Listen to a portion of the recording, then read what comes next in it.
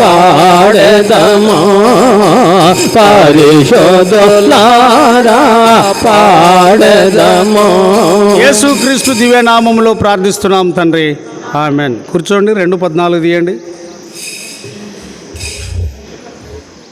2:14.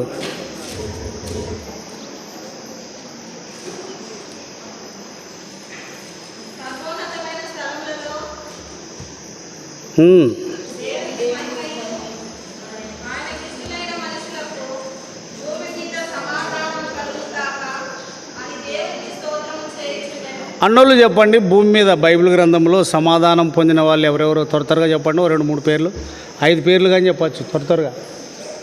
భూమి మీద సమాధానం కలిగిన వాళ్ళు.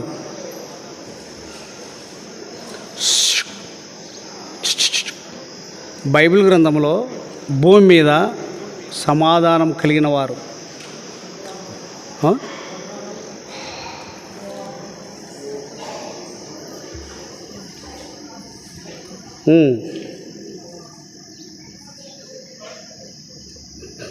గట్టిగా చెప్పాలి.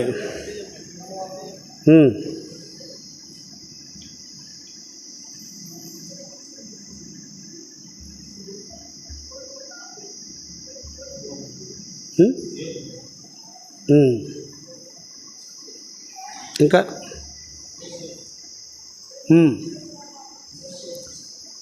ఇంకా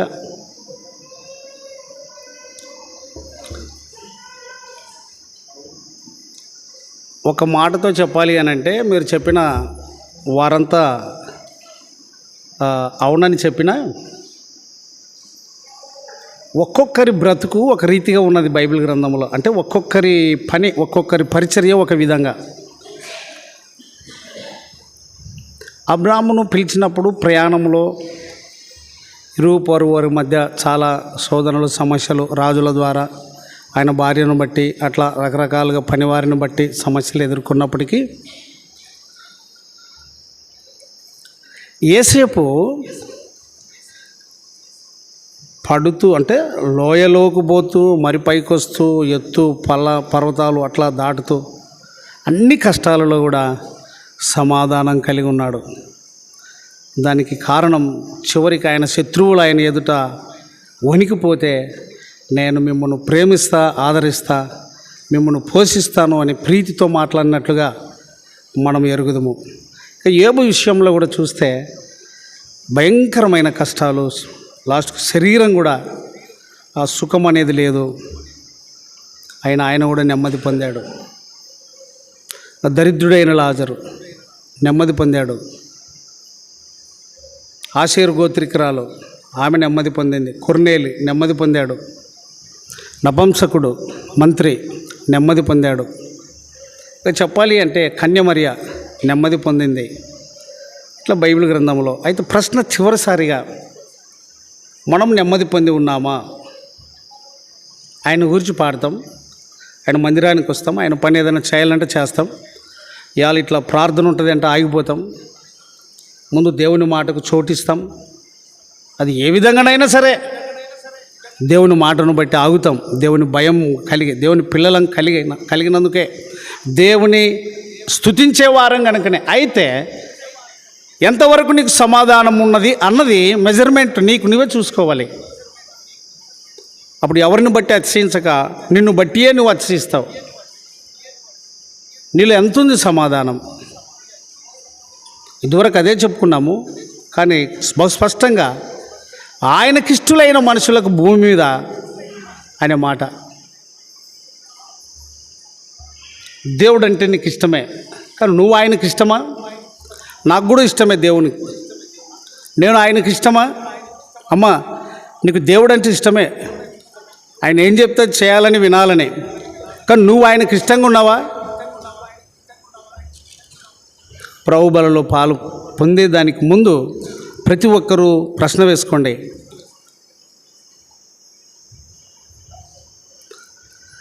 నీ లోపాలు ఎదుటివారికి కనపడవచ్చు, వారి లోపాలు ఎదుటివారికి కనపడవచ్చు. అది వద్దు, పక్కకు పెట్టేసాయి. నీ అంతరాత్మ నీ మీద దోషారోపణ చేయకూడదు.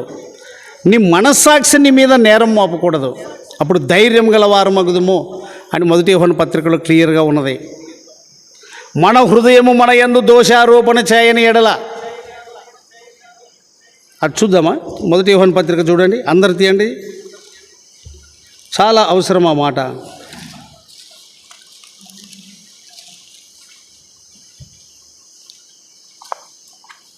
మొదటి యోహాను పత్రిక 3వ అధ్యాయము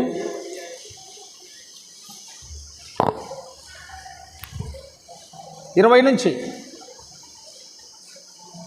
దేవుడు మన హృదయము కంటే అధికుడై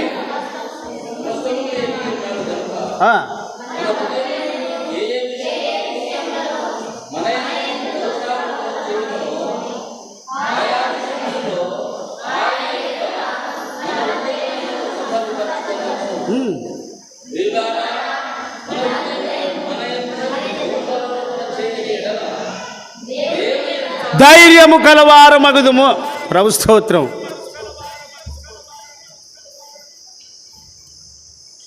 ఎవరినో చూడొద్దు. ఇప్పుడు నీ ముఖం మీద ఉన్న కలంకం తొలగిపోవాలంటే నువ్వేం చూసుకోవాలి? అద్దం చూసుకోవాలి, ఎవరో చెప్పేది కాదు. అట్లనే నీ హృదయము నీ మీద ఏదైనా తప్పు మోపితే నిన్ను నువ్వే సరి చేసుకోవాలి, నన్ను నేనే సరి చేసుకోవాలి. మన హృదయము మన ఎడల దోషారోపణ చేయని ఎడల మనము ఆయన ఎదుట ఏం గలవారమగుదుము? చదవండి ఆ మాట, చివరి మాట, ఆయన ఎదుట. కాబట్టి ఇంతకంటే ఎక్కువ చెప్పను. నిన్ను నీవు, నన్ను నేను.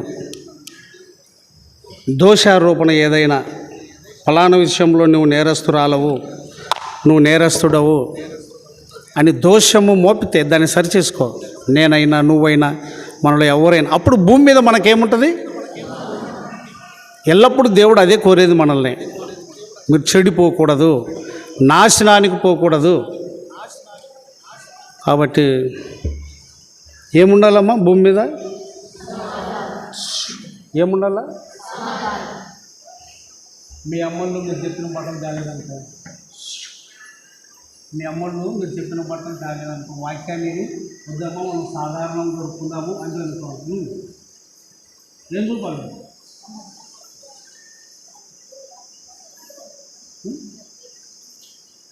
ఏం సైలెంట్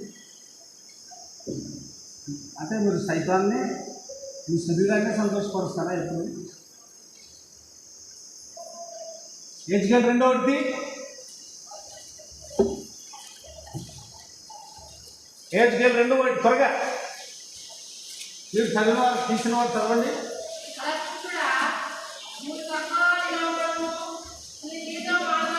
ఆయన మీతో మాట్లాడాలి అంటే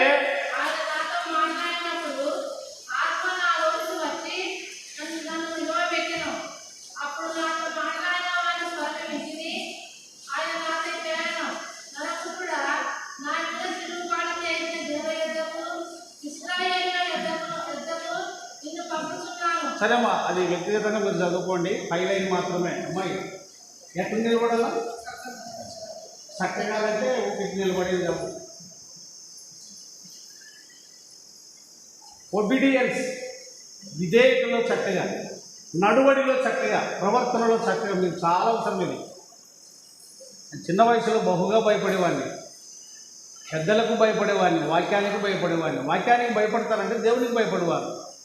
దేవునికి భయపడితే ఇంక ఎంత ధన్యకరమో. యేసేపు దేవునికి భయపడ్డాడు, సమూయేలు దేవునికి భయపడ్డాడు. బాలుడుగా ఉన్నప్పుడే హెబెలు చిన్నప్పటి నుంచే దేవునికి లోబడ్డాడు, భయపడ్డాడు. వాటిని మీ అందరికీ ఏం చెప్తానంటే, ఎవరికి భయపడండి? చెప్పండి, ఎవరికి భయపడండి? చాలా ధన్యులు.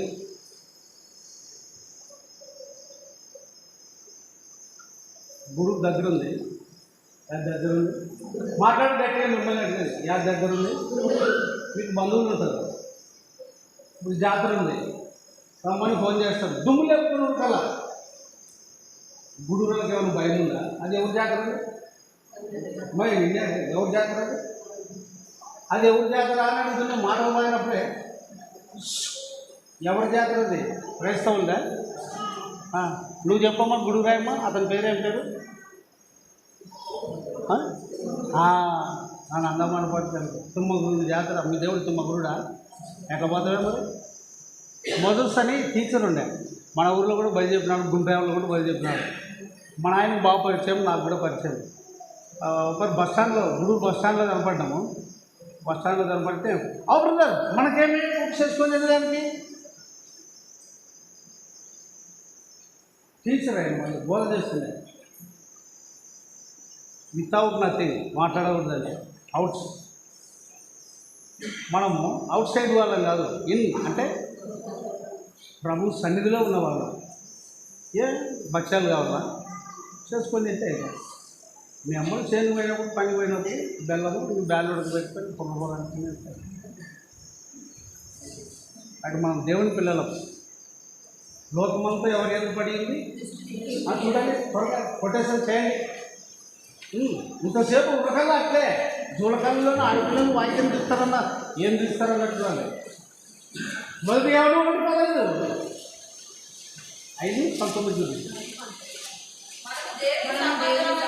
చదవండి, మీరు అందరూ చదవండి. మనము అంటే ఎవరు? మనం దేవుని సంబంధులము. లోకమంతా దుష్టుని ఎందుకు పడి ఉన్నది అంటే అపవాది ఎందుకు పడి ఉన్నది? మనం ధన్యులం. మీ అమ్మోళ్ళ కంటే మీరు ధన్యులు. చిన్న వయసులోనే వాక్యం మీకు దొరికింది, చిన్న వయసులోనే యేసు మీకు దొరికాడు, చిన్న వయసులోనే రారాజును గురించి పాడగలిగే శక్తి. బైబిల్ బాగా చదువుతున్నారు కూడా, పాటలు బాగా పాడతారు. మీరు నిర్లక్ష్యంగా ఉండదండి, నిర్లక్ష్యంగా మంచిది కాదు.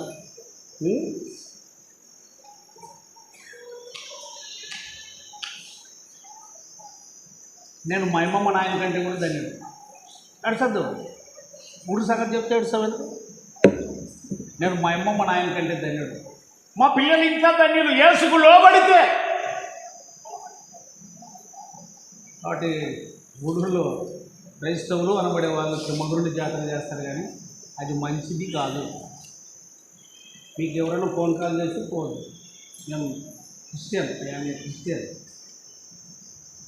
వాళ్ళు అంటారు మేము కూడా క్రైస్తవులే అని. మరి నిలబడి రాదు.